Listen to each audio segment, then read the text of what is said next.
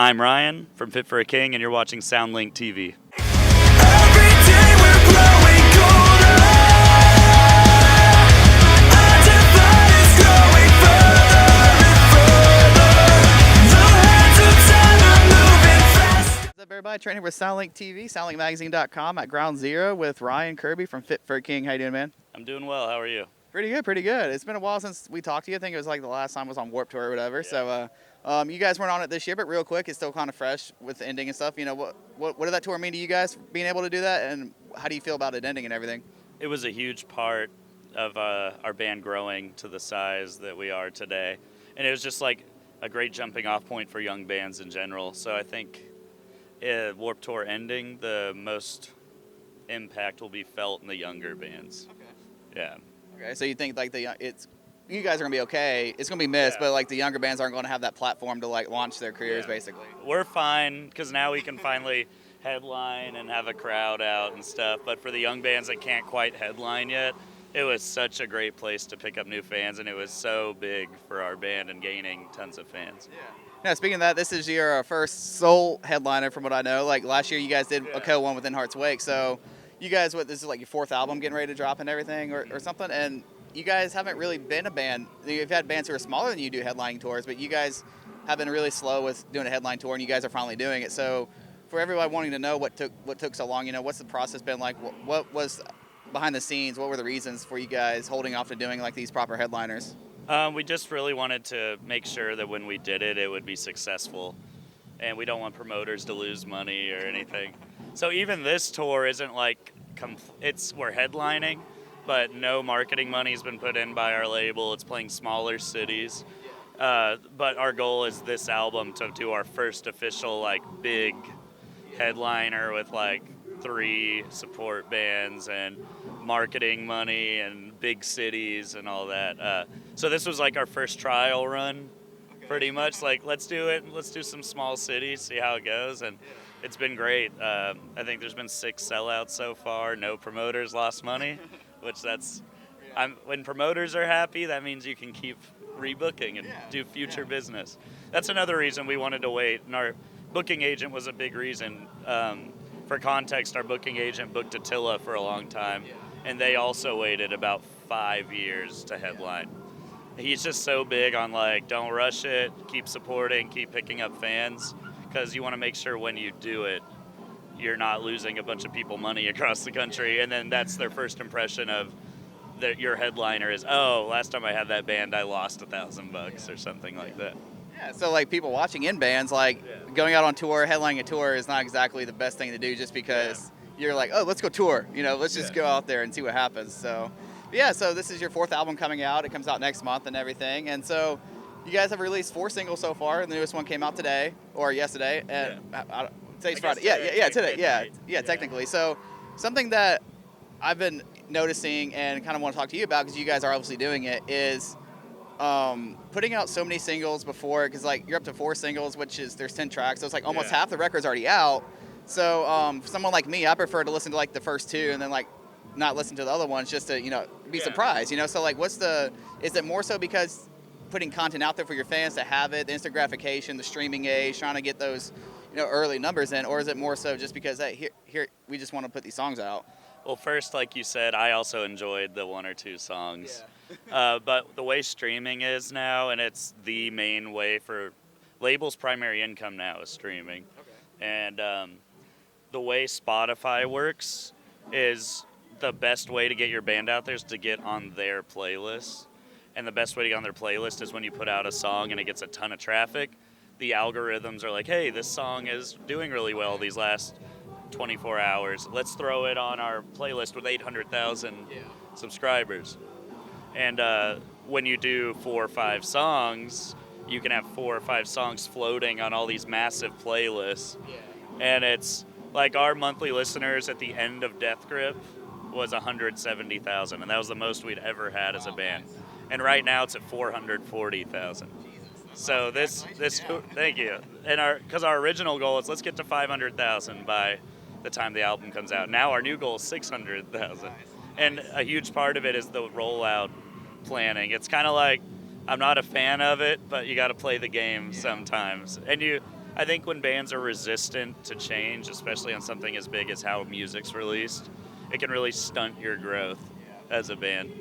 Because there's some bands that are like kind of stuck in the whole like, well, it just needs to be one single, but one single doesn't do as much because first week sales are mattering less and less. It's all about the stream. Yeah, it's all about the streams. Yeah, so even with that, like, because I know perfect example was Post Malone's album this year. Like, his charted or had all these high numbers because of the singles he had out the year before it came out. So, are these single streams, even though they're singles, are they affecting your first week stream numbers? It's funny we're talking about stream numbers, not first week sales, which are still important, but like, do these stream numbers count towards, I guess, your first week's stream count toward the charts, basically, for this album, even though they're singles? It does count towards the first week.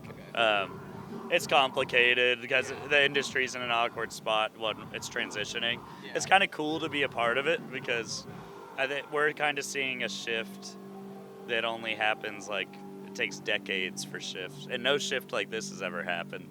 Because even before CDs, there was still vinyls, cassettes, and there was still first week.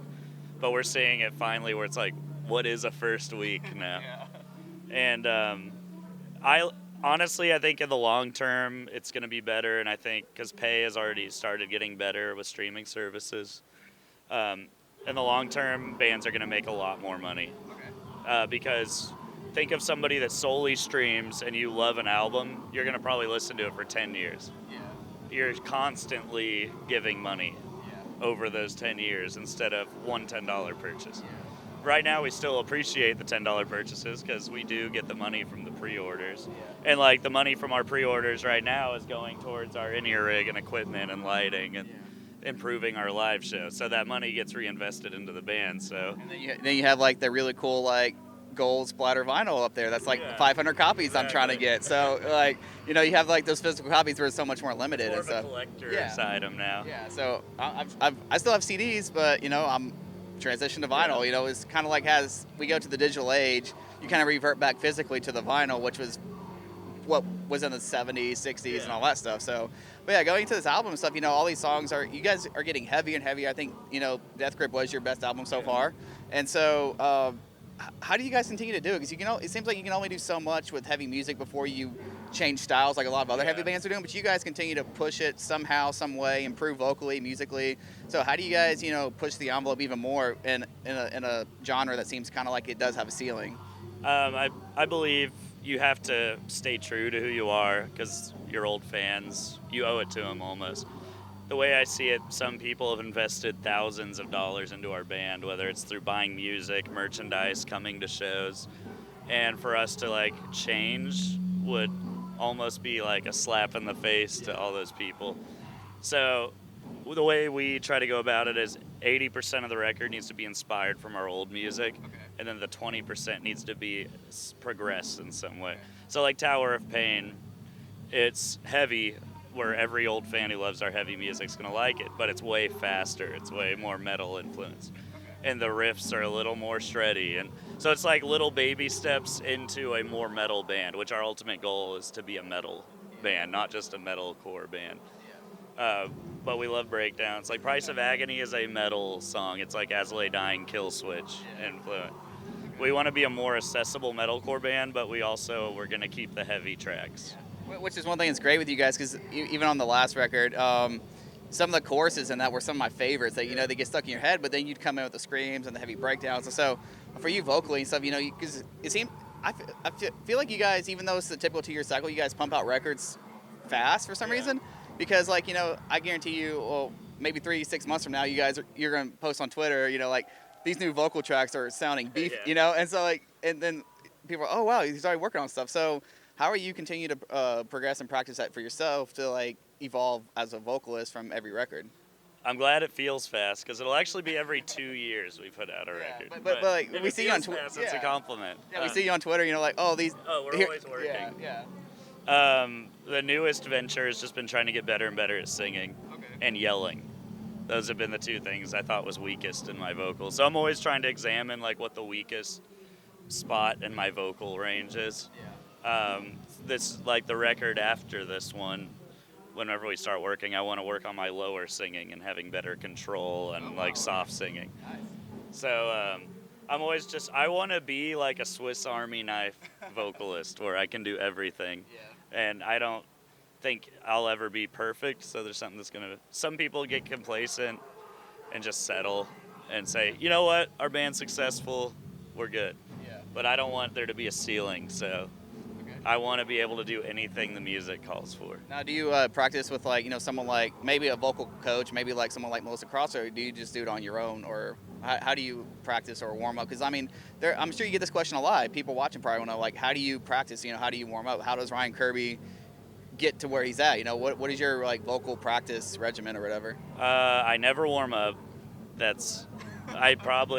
So I have rules that I follow. Like, I don't eat 2 hours before a set. Okay. I don't ingest any form of sugar 2 hours before a set. Well, even a fruit or anything, it's bad for your throat.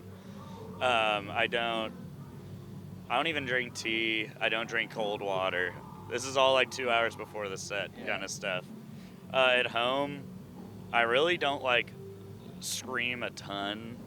I sing more at home than I'm at the point now where I'm confident in my screaming and everything now is I want to be as good a singer as I am a screamer and as effortless a singer as I am a screamer. So like at this point screaming is like as easy as talking whenever I have the adrenaline flowing and everything. But singing I'm definitely having to focus more because singing's a lot more precise. Yeah. If you miss a note, it sounds like a dying animal. So I would say I've never done vocal training with anyone. I am going to be scheduling some lessons with Melissa Cross because I feel like I could always learn something, especially from someone like her. She is the unsung hero of this Yeah. scene. Like, people have heard her name, but like she's not in the spotlight a lot. But Yeah. everybody goes to her. Like, it's insane how long she's been doing this. Yeah, and we've already been in communication with her about setting up a few lessons, and I really just want to learn how to be even better live between switching off between the singing and screaming. Okay. Awesome. So, new record coming out next month. You're on tour right now, Like Moths To Flames and Currents and everything. And so, what I assume after this, you guys may not tour again or for the rest of the year. Or what do you guys have for the rest of the year? People can expect or. We're doing a tour with Devil Wears Prada. That's right. Yeah. There we go. Yeah, I Yeah. forgot about that. Yeah.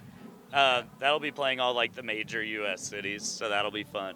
And it's just us, or it's just 68 us and Prada. Yeah. So it'll be cool to just have a nice, easy 3-band package and get to watch Prada play that record every night. Yeah, because like you're not much older than me. You're probably in your 20s or something. Yeah, 27. Yeah, I'm 28. So we grew up. We were still kids when that came out, basically. So yeah, it's interesting how like you're in a band with fans, but you're also watching a band that you're a fan of as with everybody else too. So that's always an interesting dynamic to me with people in bands and all that. But growing up, I didn't even think we would get to play a local show with Yeah. them, and now we're getting paid to tour with them, and that's crazy to me. Yeah. But it's always keeping things in perspective and being grateful for it. Awesome. Well, we're looking forward to your new record and everything. Congratulations on your headlining tour and the Prada tour and everything as well. Is there any last words you have for us? Dark Skies, September 14th. Awesome. I'm Trent with SoundlinkTV. Thanks for watching.